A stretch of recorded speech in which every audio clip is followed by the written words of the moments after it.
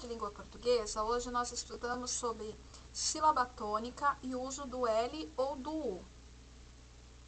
No próximo slide, nós temos algumas palavras, né, que nós fizemos leitura hoje, e eu vou ler novamente para vocês, e eu gostaria que vocês pudessem observar como elas são escritas, quais são as palavras que têm L e quais as palavras que têm U, ok? É importante vocês perceberem que as palavras, algumas são escritas com L no meio ou no final, e isso também acontece com o U, ok? E aí, depois que fizermos essa leitura, nós vamos entender um pouquinho melhor qual é a regrinha, como eu vou saber se eu vou usar o U ou se eu vou usar o L, tá? Vamos lá. Balbuciar, baunilha, degrau, esmeralda, pulso, sauna, autorizar, bacalhau, galpão, calçada, causa, palmada, algema, colcha, saudável, audição, naufragar. Agora é a sua vez, dá uma pausa aí no vídeo e você vai ler em voz alta estas palavras. É importante que você ouça a sua leitura. Se você quiser, você pode convidar alguém para acompanhar a sua leitura também. Vamos lá.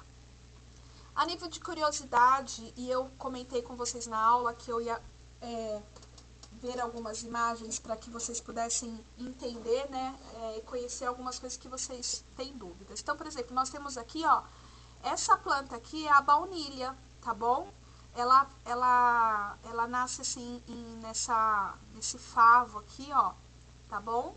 E depois ela fica verde, né? Ela é colhida verdinha e depois ela seca, vira isso daqui, ó. E dentro dela tem essa massinha escurinha, que é a baunilha. Dessa massinha aqui que são feitas as essências que a gente compra no mercado, tá?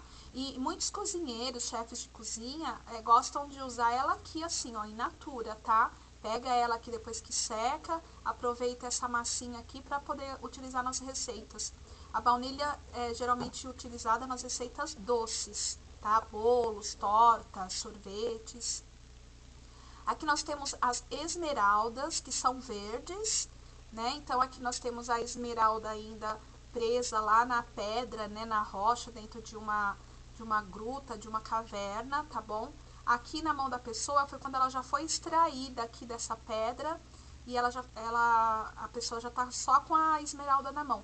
E aqui já é a esmeralda lapidada, tá? Porque ela passa por um processo para chegar nessa aqui, ó, bonita desse jeito aqui, tá bom? Com brilho. E a partir destas pedras aqui que são produzidas as joias com esmeralda. E esse peixe, gente, o nome desse peixe é jaú. Lembram que eu falei que tem uma cidade no estado de São Paulo que se chama Jaú? E essa cidade se chama Jaú por conta deste peixe aqui, tá bom? Então, aqui algumas curiosidades só para vocês entenderem um pouquinho das palavras que nós utilizamos aqui na nossa lista de palavras e que nós ainda vamos estar utilizando, ok? Então, vamos lá. Vamos entender um pouquinho da regra da sílaba tônica. Então, todos nós sabemos que a sílaba tônica é a sílaba forte da palavra e que todas as palavras têm uma sílaba forte, tá bom? Então, ó, imagine que você vai chamar o Gilberto chegando em seu... Vai chamar o Gilberto, ok? Vírgula. Chegando em seu portão, você grita o nome dele. Então, você vai lá no portão da casa do Gilberto e vai gritar o nome dele. Quando você fala assim, Gilberto, você vai perceber o quê? Que a sílaba que mais demora a ser pronunciada é o ber. Olha só, Gilberto. O Gil é rápido, o Tô também, mas o Ber, ele dá uma pausa ali, ela demora mais para ser pronunciada, tá? Então, na palavra Gilberto, né, que é um nome, a sílaba tônica é o Ber, ok? Você pode treinar isso com o seu nome, com o nome do papai, da mamãe, ou pode treinar com qualquer outra palavra que você queira para descobrir a sílaba tônica, ok? Então, ó, as palavras com acentos são mais fáceis. Então, se a sílaba tem acento, pode ser o acento agudo, o acento circunflexo, o til, ela sempre será a sílaba tônica. Então, olha aqui, gente, a palavra sílaba, ela tem acento. Eu não preciso fazer a brincadeira de como chegar no portão e chamar, como foi o caso do Gilberto. Só de olhar para a palavra, eu já estou vendo a acentuação aqui na sílaba si. Então, eu já sei que da palavra sílaba, a sílaba tônica é o si, é a sílaba forte desta palavra, certo? Então, olha só, se fosse nos chamar no portão, essa palavra, nós ia falar sílaba. Perceberam que o si, ela demorou mais para ser pronunciada, essa sílaba? Sílaba, tá bom? E olha o tônica aqui também com acento circunflexo. O tônica também, eu não preciso fazer a brincadeira do portão. Eu só de olhar para a palavra, ela tem um acento, então eu já sei que a sílaba tônica, a sílaba forte da palavra tônica é o to, tá? Olha, tônica, se ainda assim eu quiser brincar, tá? Ó, tônica, eu vou perceber que realmente é o to e é mais fácil ainda porque ele já tem um acento. E aqui tem exemplos de outras palavras com acentuação que é fácil perceber a sílaba tônica, como é o caso do saúde, saúde, do pássaro, região. Perceberam que a sílaba tônica que demorou mais para ser pronunciada foi o U de saúde, o pás de pássaro e região, que é o ão, tá? Vamos lá. Então, entendendo um pouquinho a regra da sílaba tônica, é possível nós entendermos melhor quando nós vamos usar o U e o L no meio ou no final das palavras, tá? Então, olha só, o U é usado no meio ou no final das palavras, tá?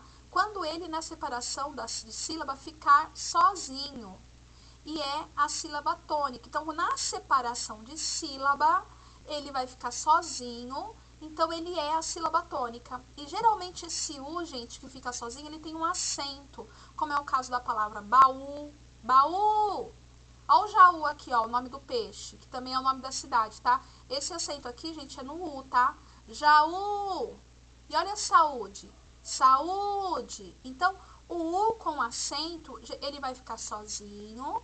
E é importante que quando a gente for escrever, a gente fique atento a isso. O U tem acento, então ele é a sílaba forte, né? Ou então assim, é com U ou com L? E aí você vai tentar descobrir a sílaba forte da palavra, para você saber se é escrita com U ou com L, tá? Ó.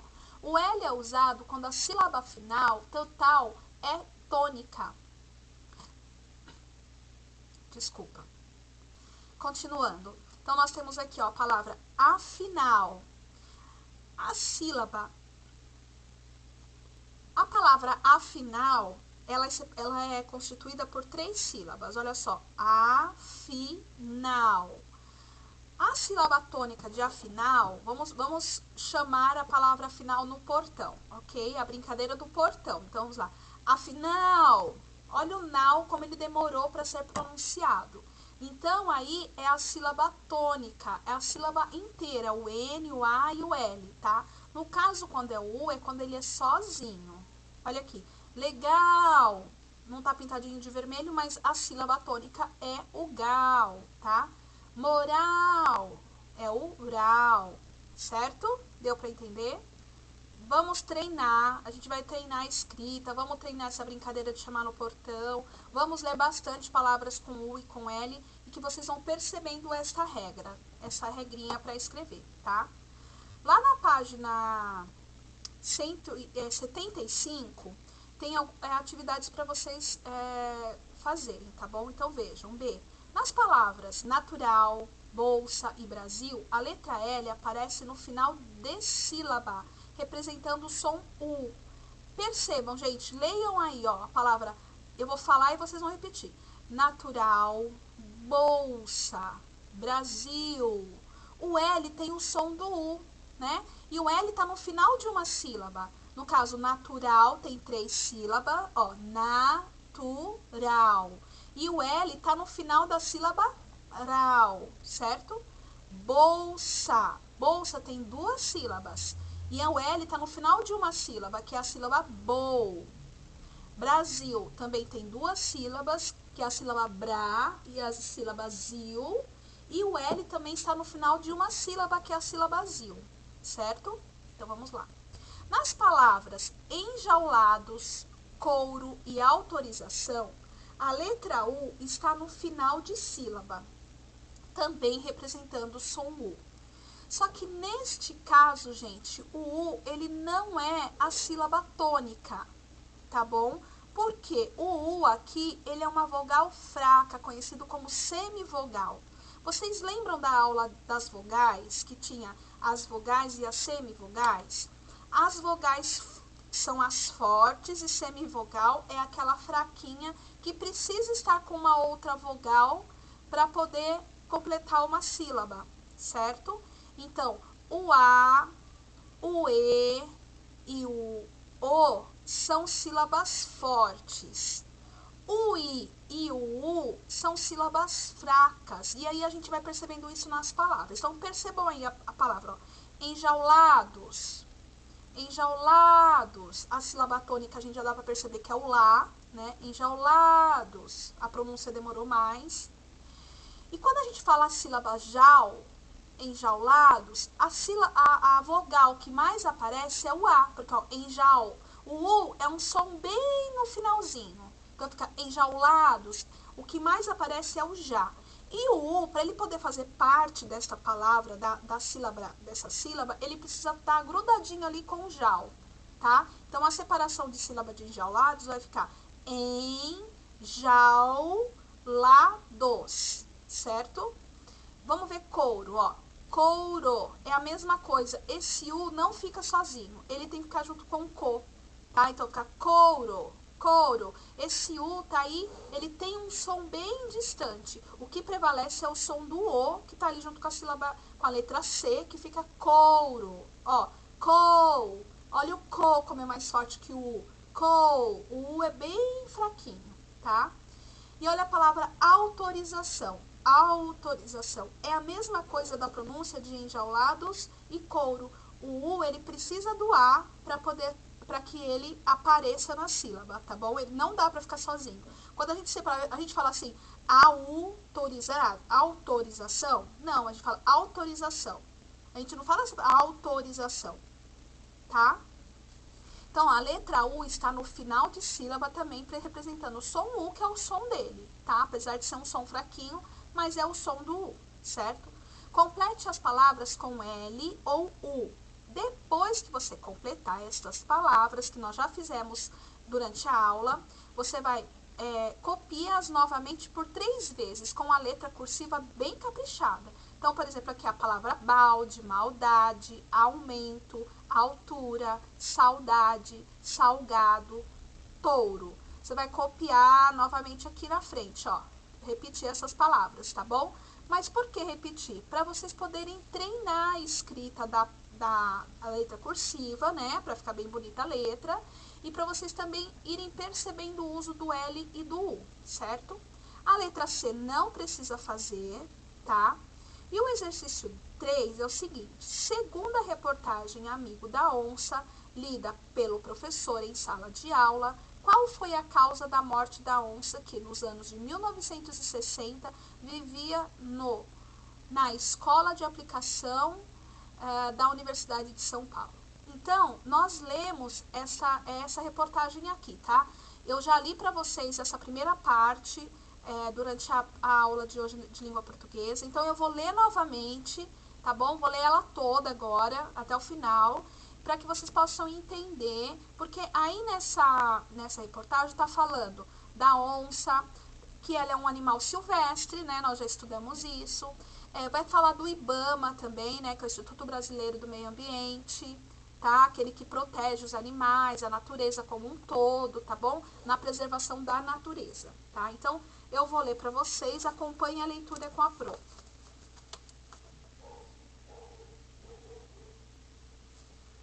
Vamos lá, Amigo da Onça. Essa reportagem é do Bruno Monineiro. Diretora trouxe da Amazônia uma oncinha, que a cada dia ia para a casa de um aluno. A atividade é comum até hoje nas escolas. O professor traz um objeto para a sala de aula, Pode ser um bicho de pelúcia, um vaso com planta e até um ovo. E cada dia um aluno fica responsável por cuidar dele e levar-o para casa. Em 1963, a Escola de Aplicação da USP, que naquela época se chamava Escola Experimental, resolveu dar um bichinho de verdade para as crianças cuidarem. Mas nada de cachorros ou gatinhos. Elas levavam um filhote de onça para casa. Na época, a Folhinha acompanhou o dia a dia da oncinha, trazida da Amazônia pela diretora. Ela andava pelas mesas, brincava com os alunos e usava uma coleira. Mas a relação com o bicho não durou muito. As oncinhas, assim como as crianças, querem uma casa só delas, com alguém que cuide delas todos os dias, dizia o texto publicado no jornal. De tanto mudar de casa, ela ficou doente e morreu. Sua pele foi colocada em um quadro e guardado no museu da escola. A nova onça. Não sabemos o que aconteceu com a pele da onça. Perguntamos aos funcionários mais antigos e ninguém conhece a história, conta Felipe Tarabola, vice-diretor da escola. Hoje o colégio não poderia criar um animal silvestre sem arranjar um problemão com o IBAMA, o Instituto Brasileiro do Meio Ambiente. As atividades precisam ser adaptadas. O objetivo da atividade com a onça era criar responsabilidade, fazendo isso hoje com os livros. O aluno precisa cuidar bem deles, porque no próximo ano serão utilizados por outra turma. O livro é a nova onça, diz Felipe. Mas mesmo naquela época, não era comum levar animal silvestre para a aula. A escola de aplicação não tinha nada a ver com outros colégios. Sempre experimentava coisas novas, conta Diana Vidal, professora da Faculdade de Educação da USP. E até hoje segue assim. As aulas de ciências, por exemplo, são na horta. Onça não pode mais, mas o contato com a natureza continua. O que mudou de 50 anos para cá? Em 1963, não existia o IBAMA, era normal as pessoas terem animais silvestres em casa. Hoje, criado em 1989, o IBAMA passou a fiscalizar a posse ilegal de animais silvestres.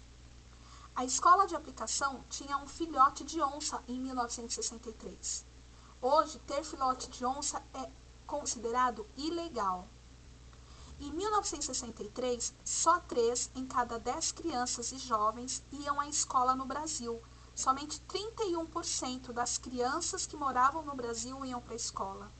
Hoje, de 7 a 14 anos, quase todos frequentam a escola no país. Ou seja, 93% das crianças hoje vão para a escola. Em 1963, não era comum que alunos abraçassem ou beijassem professores. Hoje, é normal demonstração de carinho entre alunos e professores. Então, gente, nesse textinho aqui, né, o que mudou de 50 anos para cá, é possível a gente observar as mudanças que houveram na escola, as mudanças que houveram com relação à preservação da natureza, né? Então, em 1963 não existia o IBAMA, não existia, o aluno não podia ter nenhum tipo de contato físico ou afetivo com a professora, não podia demonstrar carinho, nem a professora, nem o aluno, né? Pouquíssimas crianças iam para a escola, nem todas estudavam. E hoje, né, nos dias atuais, em 2020, nós já temos o IBAMA, que é o instituto responsável para proteger, para fiscalizar, para cuidar, para que os animais silvestres eles não sejam extintos, e para que a natureza ela continue, né, como ela está. Nós não podemos ter filhotes de onça na nossa escola, tá bom? E até para levar um cachorrinho na escola, vamos supor que a Pro queria levar um cachorrinho para a gente fazer uma aula com ele. Não, tem que ter autorização da escola, tá bom? Não é assim simplesmente pegar e levar, tá bom? Mesmo sendo um cachorrinho, um animal doméstico. Hoje também, olha que legal, das crianças de 7 a 14 anos, quase todas vão para a escola, né? O legal seria se aí, onde está o 93, estivesse 100%, né? Então, quer dizer que ainda tem um número aí de crianças, de jovens que não vão para a escola, mas é bem pouco comparado a 63, tá? E o carinho e a demonstração de carinho e afeto entre as professoras e os alunos, hoje em dia é normal, tá? Só não é muito normal agora na época de pandemia, né? Que nós temos que fazer essas aulas distantes e quando nós nos encontrarmos não vamos poder ficar nos abraçando. Aliás, não vamos nem poder nos abraçar, nem pegar na mão, né? Mas isso por conta da pandemia, tá? Para encerrar, ó. Onça era caçada em obra de Lobato. Lobato, gente, é o Monteiro Lobato. Ele era um escritor de histórias infantis, tá? Vou ler para vocês. No livro Caçadas de Pedrinho, escrito por Monteiro Lobato, a turma do sítio do Pica-Pau Amarelo organiza uma expedição para caçar uma onça pintada. Pedrinho leva uma espingarda, Narizinho escolhe uma faca, Visconde decide levar um sabre de madeira e Emília um espeto de assar frangos. Gente, sabre é um tipo de espada, tá bom? O livro, de 1933, foi escrito quando os animais silvestres ainda não eram protegidos pelo IBAMA e a onça pintada não estava ameaçada de extinção. Por isso, as edições recentes da obra da editora Globo vêm com um texto que explica essa diferença para as crianças. Todas as histórias foram escritas em um contexto, em uma época.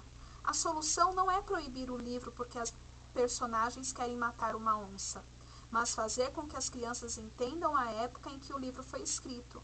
Isso não é ser careta, é ser cuidadoso, diz Diana Vidal, professora da Faculdade de Educação da Universidade de São Paulo. Tá?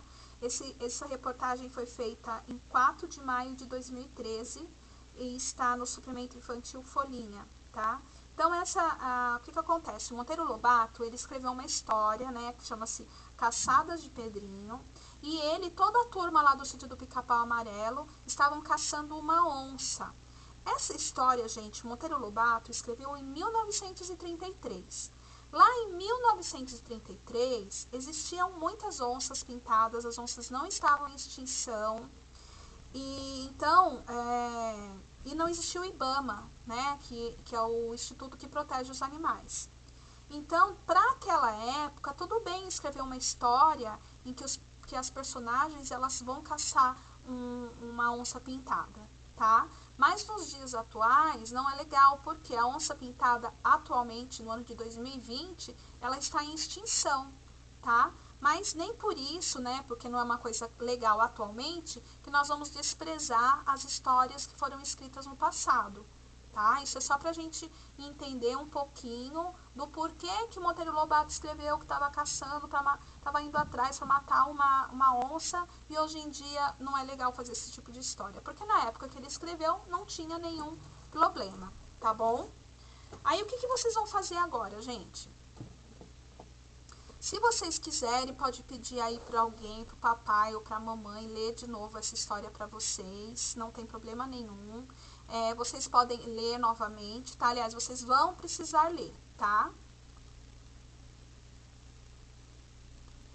Vamos continuar aqui, ó. Então, qual que é a atividade que vocês vão fazer com esse texto da onça pintada? Vocês vão fazer o quê, ó? Leia novamente o texto. Então, vai ter que ler, tá bom?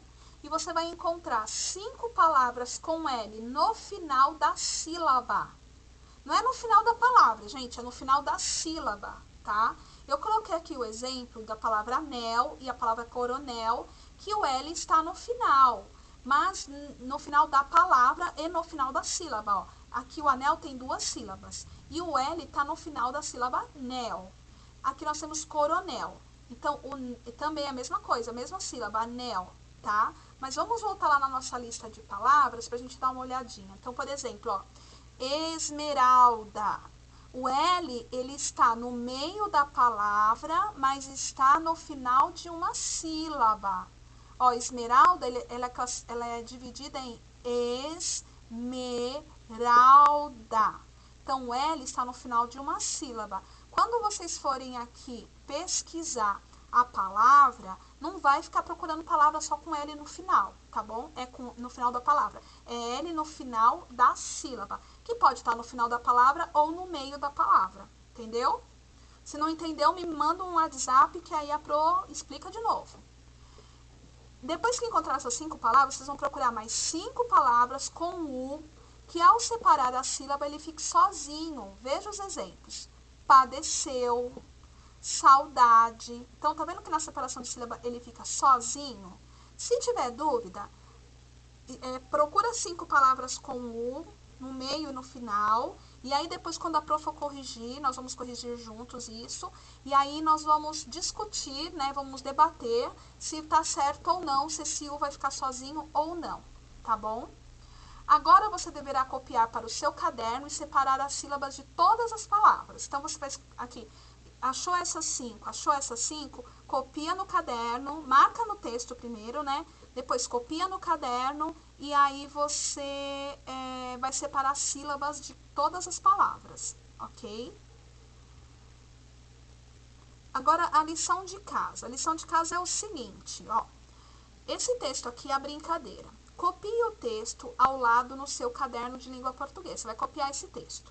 Não esqueça de ir completando as palavras com L e com U. Então, conforme você for copiando no seu caderno, você já vai completando esses espaços em branco aqui, ó, que são essas lacunas, com L e com U, tá bom? Ó, por exemplo, aqui, ó, Jussara estava brincando com seus amigos e chamou seu primo Samuel para brincar. Então, tanto aqui chamou como Samuel, o final, o som é U, mas e aí? É com U ou com L? Tá? E aí vocês vão preencher e depois nós vamos corrigir, eu vou mandar a correção desse texto para vocês, tá bom? Esse texto, gente, vocês precisam fazer para amanhã, tá? Não é para deixar para semana que vem. Tem gente que eu tô passando as aulas, as atividades, as lições para outra semana, e tem gente que não tá fazendo, tá se enrolando. Então, aí tá a importância de vocês assistirem os vídeos e já fazer o quanto antes, tá bom? Já façam logo e quem fizer já vai deixando aí no caderno que a Pro vai mandando as correções para vocês corrigindo, tá? Esse não precisa tirar foto e me mandar, tá bom? O que for preciso tirar foto e mandar, eu vou falando para vocês nas aulas, tá? E eu vou sempre sinalizar, ó, esse tira foto, esse não tira, tá? Então, dessas atividades que eu passei hoje, vocês não precisam mandar foto de nada para mim, tá? Porque essa atividade nós vamos corrigir juntos na aula de português. Essa atividade aqui eu vou mandar a correção para vocês, e aí vocês vão corrigir no livro de vocês, tá bom? Assim como esse texto, ok? Então, bom trabalho. Não se preocupem se ainda tem dúvidas com relação ao uso do U ou uso do L, tá bom? A gente vai tirando dúvida conforme vai passando as aulas. E quando for fazer as atividades, se tiver alguma dúvida, pode ligar para a Pro, pode me chamar, tá? Um beijo para vocês e bom trabalho.